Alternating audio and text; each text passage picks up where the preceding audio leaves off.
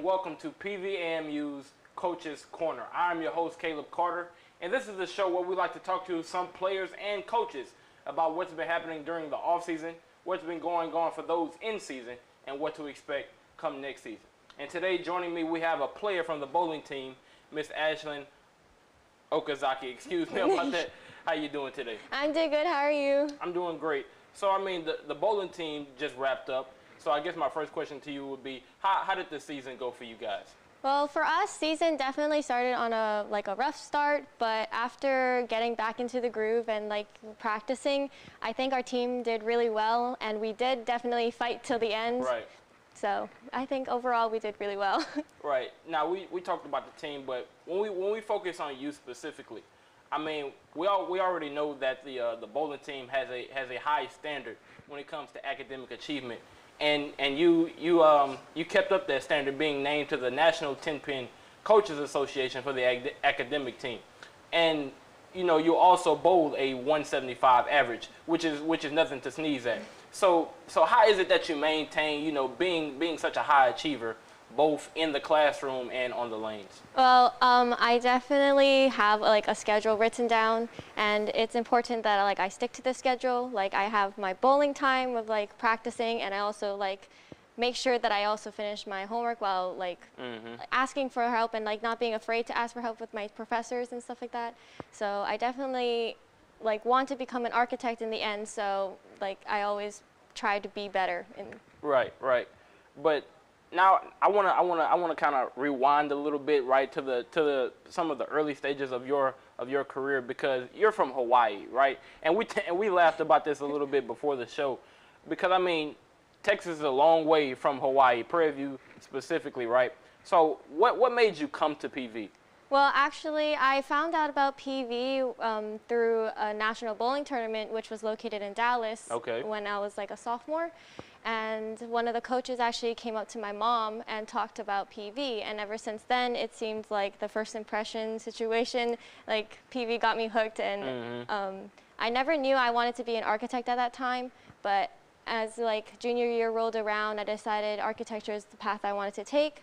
And it just so happened that PV also has an amazing architecture program. Right. So it just so happened that it worked out for me. Now staying on the topic of coaches, Coach Glenn White, we had the chance to talk. I think it was a week ago, and he's just a phenomenal coach. By all standards. So what role does he play in you guys' development? Well, he definitely pushes us to be better, not only on the lanes, but also academically. And while we're practicing, he just definitely focuses on us being consistent and trying to strive to be better. And so I definitely think that he also wants to see all of us to succeed, both individually, but overall just as a team, since bowling is a team sport. Right. Now, I wanted to once again rewind back to your time in Hawaii, and I wanted to read this out to you. And I wanted you to bring a bit of context to it, right? Because like I said, I'm not from Hawaii, right? So I mean, I want you to bring a little bit of context to it and what this accomplishment really means. So during your time in Hawaii, you were named to the 2018 and 19 Most Improved Senior of the Lee Ward League, and you also led all women in scratch points in 2019. So give us some context as to how difficult that may have been, to achieve that. Well, being in Hawaii, definitely bowling is not a known sport.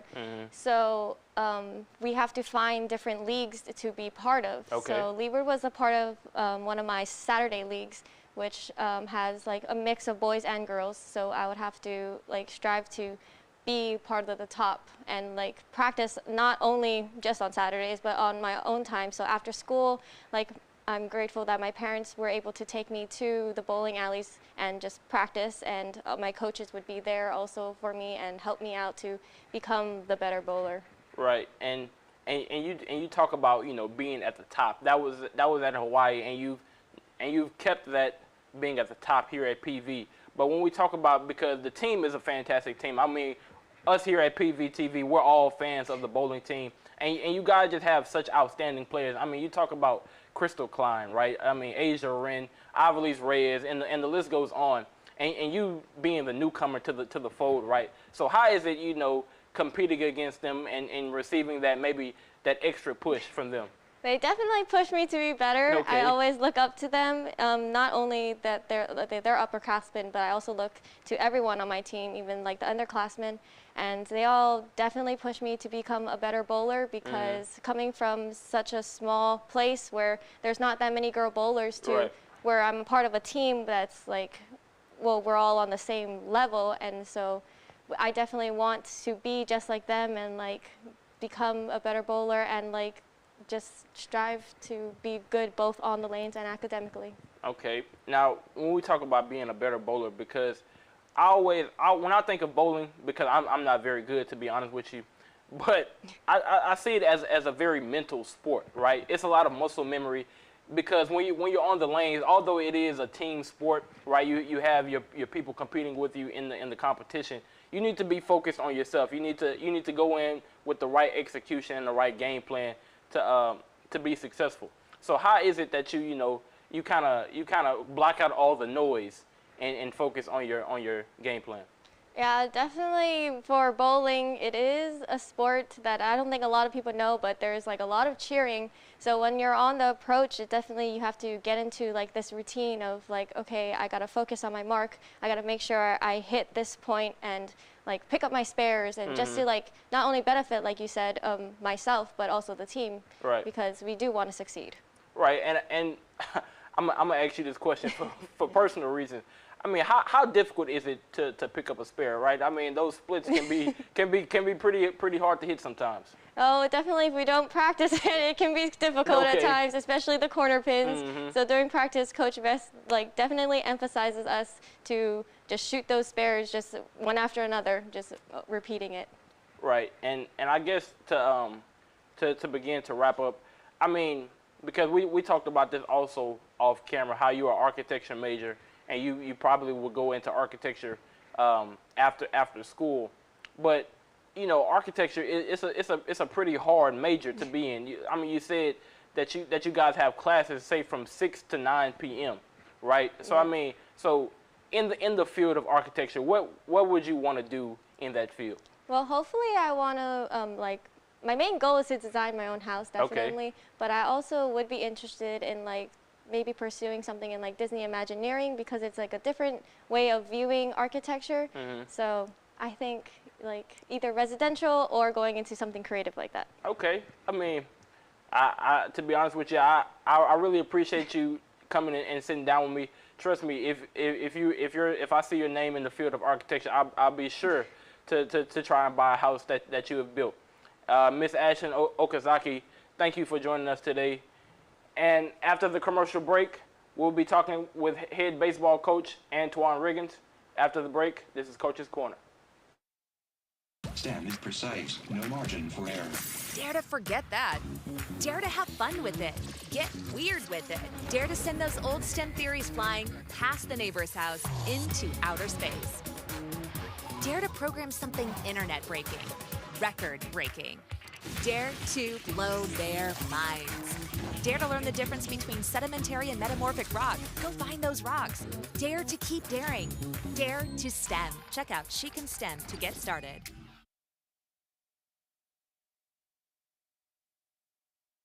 What do an aerospace engineer, cancer immunologist, and bat scientist all have in common? We all have cool jobs in STEM fields. Whether it's building robots or learning to code, girls everywhere are finding their passion for science, technology, engineering, and math through positive role models and mentors. So dare to dive in, get connected, and explore. You never know what your future may hold. Learn more about these and even more cool jobs at shecanstem.com.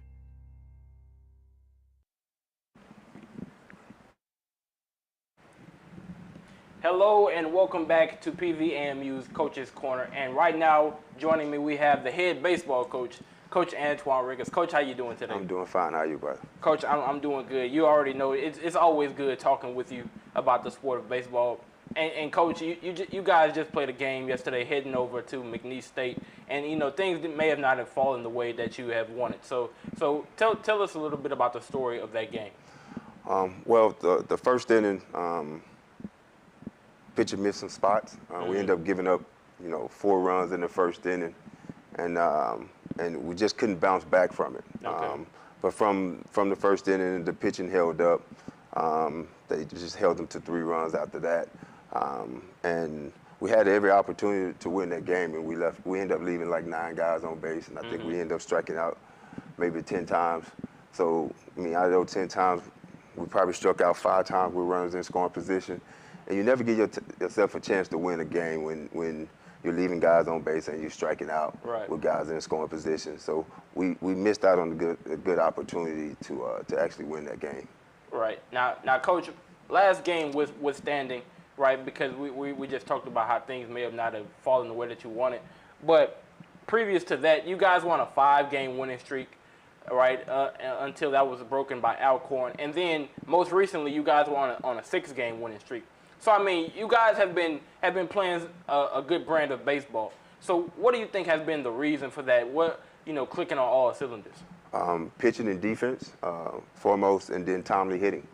I think our hitting have came on around within, 12 to 15 games.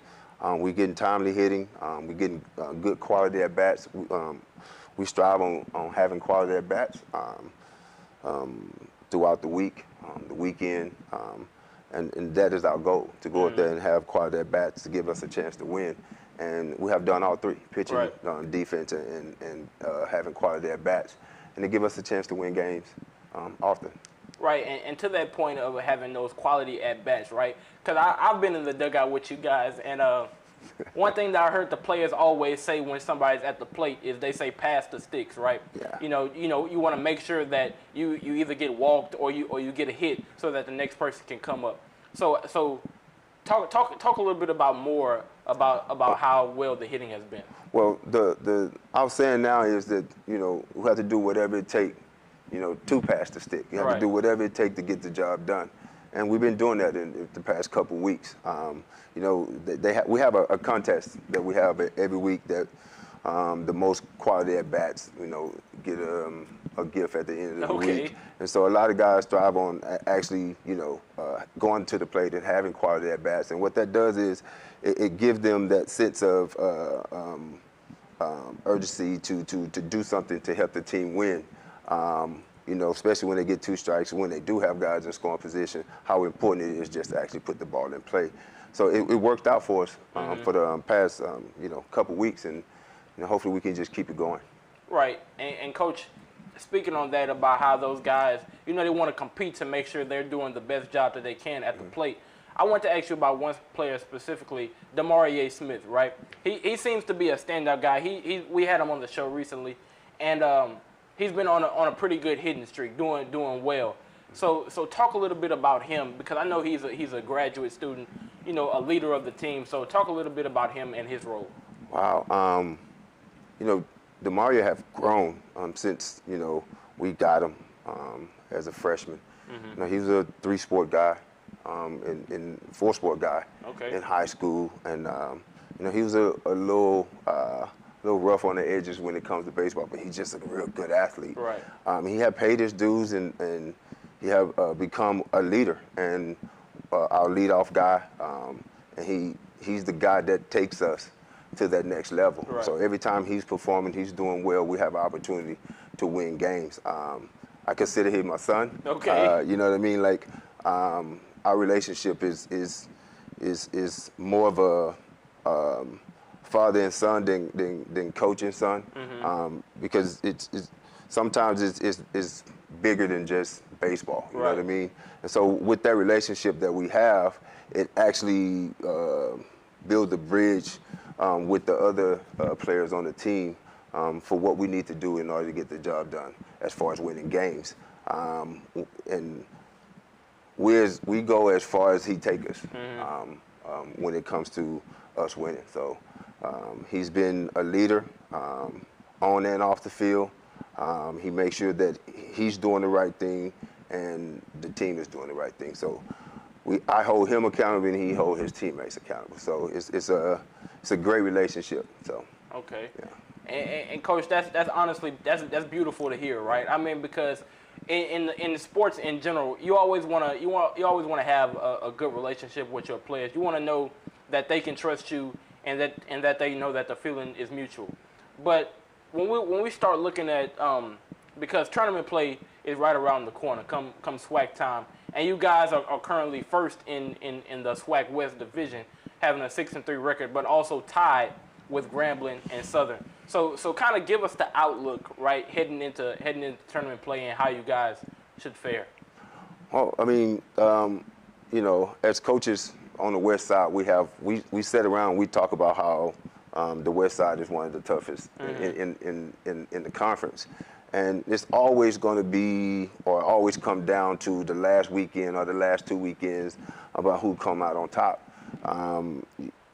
To me, it's just whoever playing better baseball that day will actually win. You know what I mean? Like, you can go out and you can have a great game one day, and then the next day, you know, it's a dogfight. Right. You know what I mean? So outside is very competitive, and you know, you just got to go out and you got to compete, and you got to do everything that it takes to win. Sometimes you got to be perfect, sometimes you don't. You know, we just got to go out and keep continuing doing what we've been doing for the past couple of weeks, and I like our chances at the end. And Coach, because I know you guys have bigger aspirations than just winning the SWAC West, and we look at these new additions to the SWAC in Bethune-Cookman and FAMU in the East, and they're doing pretty well when it comes to their in-conference record.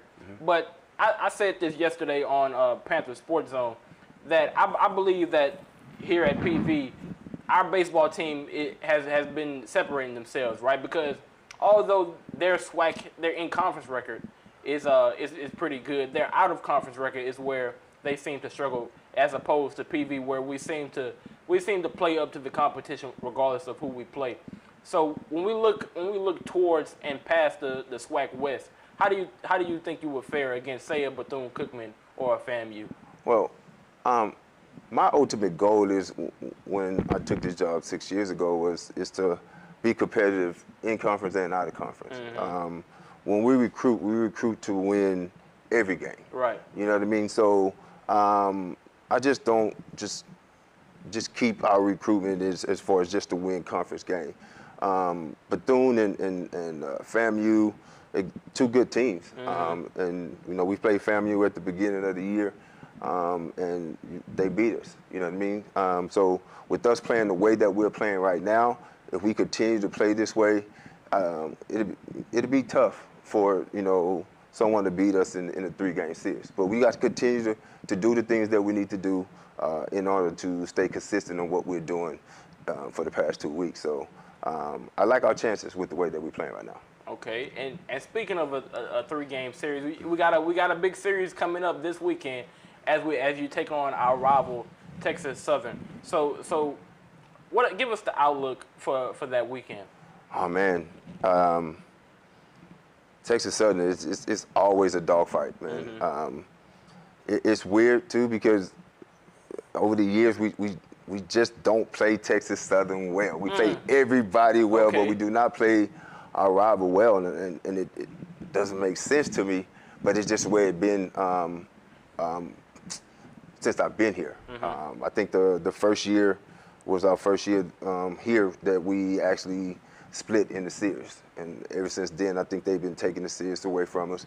But I think that with the way that we're competing right now, the way that we're throwing strikes, and the way that we're hitting, the way we're playing defense, the way that we're playing as a family, you know, I like our chances for this weekend.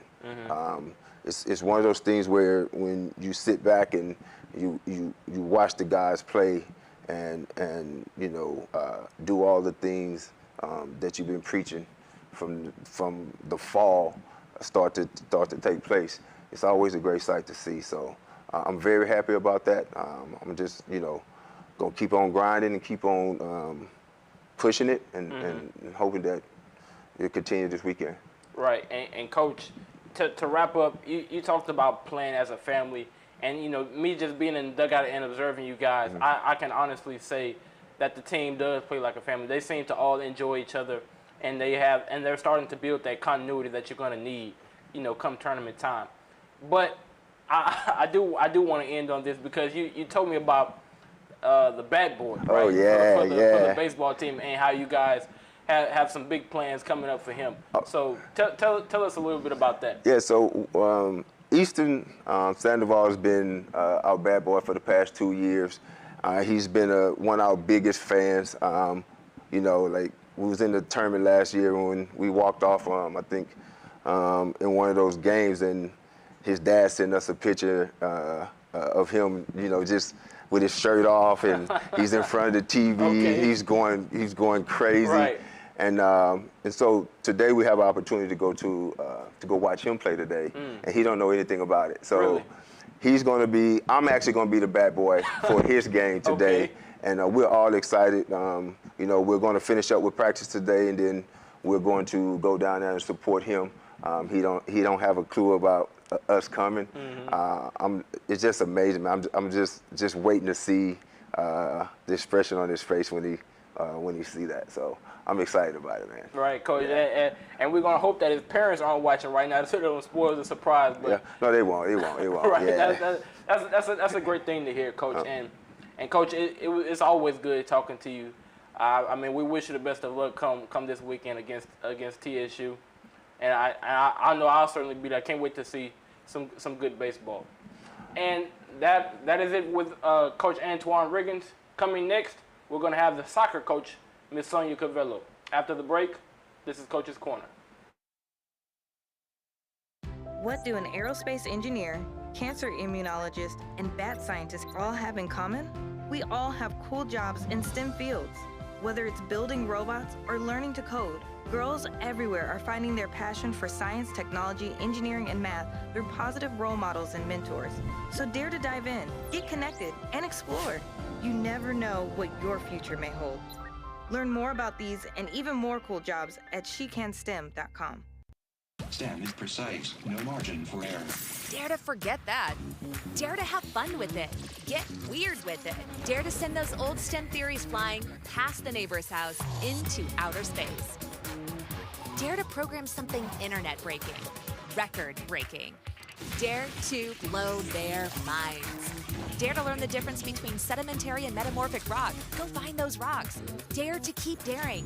Dare to STEM. Check out She Can STEM to get started.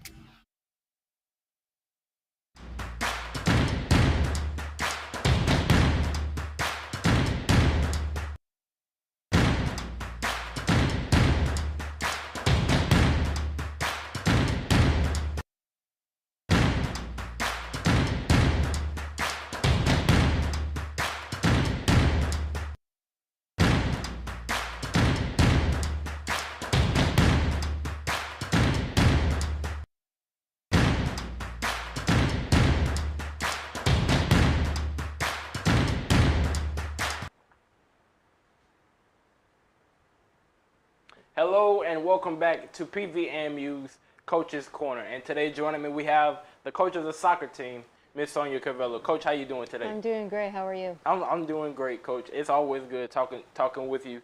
And before we get started, you mentioned to me that you guys have a Camp ID going on. So I wanted you to plug that to the people watching right now. Yeah, we have a spring ID coming up this Sunday. Registration does close tonight at 11:59 Central Time. So any last-minute campers that do want to register, I highly encourage you to register today. It will be run by the SWAC champions, Okay. the players as well as the coaching staff. So just a great opportunity to work with the kids on the field. Right. That's good to hear, Coach. And Coach, the last time we talked, we mainly focused on this past season about you guys winning the SWAC championship and how it was going through that. But now I kind of want to focus on what's been going on during the off season, right? Because last time you mentioned that it's a smaller group during this off season, Yes. so that may allow you to focus on the details of some things. So talk a little bit about that.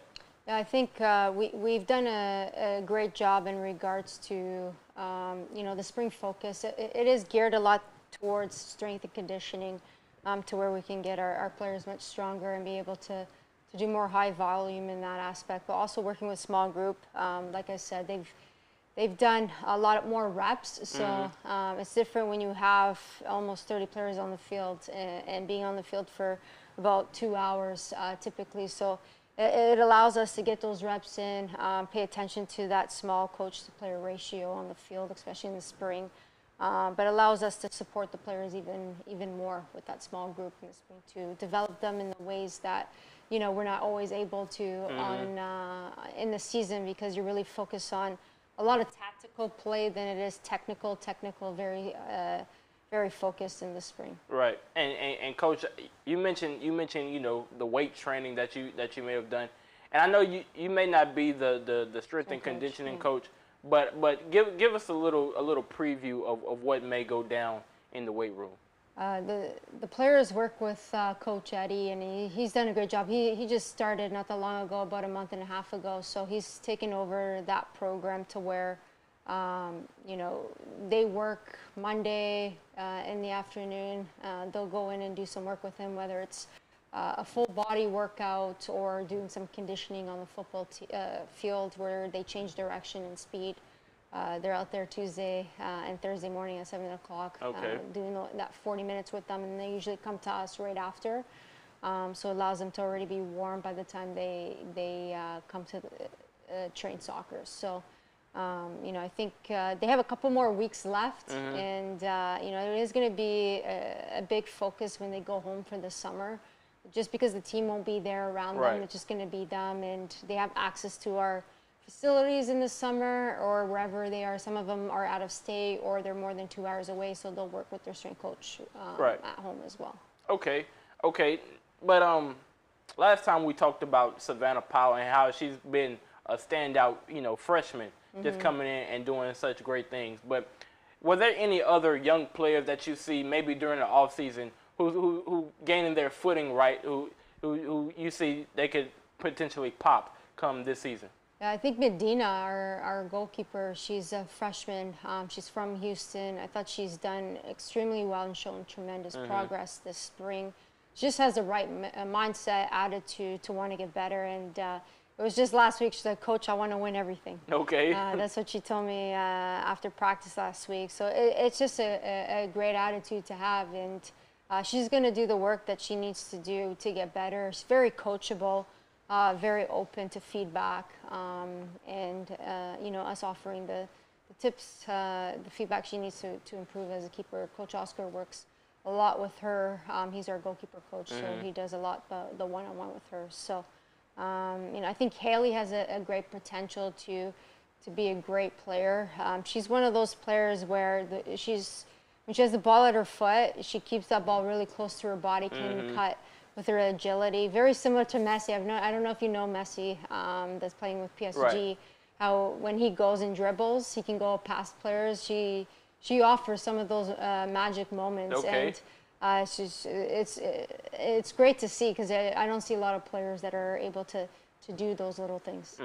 And Coach, it's funny that you say that Medina said that she wants to win everything, because I remember the last time we're talking, those were the same words that you had said to me. But I want to talk about, because I had the chance to talk to one of your players, Miss Randy Player. And one thing that she said about you was that you offered a calming voice, right, for those young players, just getting their heads right, going into the new world that is college soccer. So give us a little insight into what you say during those times. Yeah, I think it's important for that transition when you're leaving like the club, the high school, and going into college soccer. It's really flipped. You train more than you play games. And when you're at that club level, you end up playing a lot more tournaments, a lot more games than you do training. And I think that's, the moments to where, like, we touch on it, but we really help them on the day-to-day improvements and focus and provide our support. But I also have great players on my team that are older players that's been there, that really help also the younger players too. I've spent a lot of work on the older players to be able to be as strong as they are today, and it's just great to be able to just coach those players, and especially players who want to be coachable and want to do better and continue to improve. Right, Coach. And to that point, right? Because I wanted to ask you a little bit about this new class of players that you have coming up. We talk about the young players. Tell us a little bit about the recruitment class and what you expect to see from them. Yeah, they're going to be big time. I'm expecting great things from them. I do feel that a lot of the players will be able to come in and play right away. Okay. You know, a lot of them play for some of the top clubs in Texas, as well as out of state as well. So, you know, we're looking forward to, you know, we just had a verbal commit, so I can't talk about her too much. Okay, but right. we're excited. You know, we're just waiting for her NLI to get back, but she'll be a great addition as well. So, you know, just looking forward to seeing the current players continue to grow, and then bring in that new class. I think they're going to gel very good. We've had a lot of time to really connect with our new signees. They're going to be there at camp on Sunday as well, and we already have a Zoom meeting set up for them next week. They're already working with our strength coach over the summer, so we're just excited. I know August is around the corner. It's going to come quick, and I know that they're just as excited to start their collegiate career as well. Right, Coach. And talking about those new players, I want to ask you about. I'm sorry, because you had mentioned about how the players will gel, right, coming in, and every time that I talk to a soccer player, one thing that they always say is that they have a strong bond with their teammates. So was that natural, or did it take time? You know, just getting that together. Yeah, it did take time. I know it wasn't the case when I came here in 2018, but now with everyone together on the same page, I've been here now for 3.5 years. So it's allowed me to really change that focus when I came in, and it's really the culture I've always you know, dreamt of building. Right. And it's nice to really see your players mature over that time, and be true great leaders and great people at the same time. I think it's, you know, it's a blessing. I think, you know, I know it's National Student Athlete Week, and I just told my players that, you know, I feel lucky to be part of their journey, because they could have gone anywhere. Right. They chose Prairie View, and, you know, just working with them every single day has been a great blessing for me and my assistant coach. Right, Coach, and that's great to hear, because it's pretty obvious that the team and you yourself have done a great job just getting the players together and making sure they're all on the same page. Because like we say, I mean, you guys have won 2 SWAC championships in 3 years. So I mean, it can't be said enough about how well you guys are being done. And Coach, before we get out of here, I do want you to plug that camp one more time, and I want you to look right into this camera and tell us about the camp that's coming up Sunday. So the camp is for female soccer players ages 15 to 21. We have about, I think, 9 spots left. So get registered today. I will be retweeting it on our PVAMU Women's Soccer page. First come, first serve. So hope to see you Sunday. Right, Coach, and hopefully that camp does well. I know it should do well, seeing as how successful that the team is. And Coach, I can't thank you enough for joining me today. It's always good talking with you about the game of soccer. And that'll be it for Panther Sports. I'm thinking about a different show. That'll be it for the Coach's Corner. Once again, I'm Caleb Carter. This was Miss Sonia Carvello. Thanks for watching. Thank you.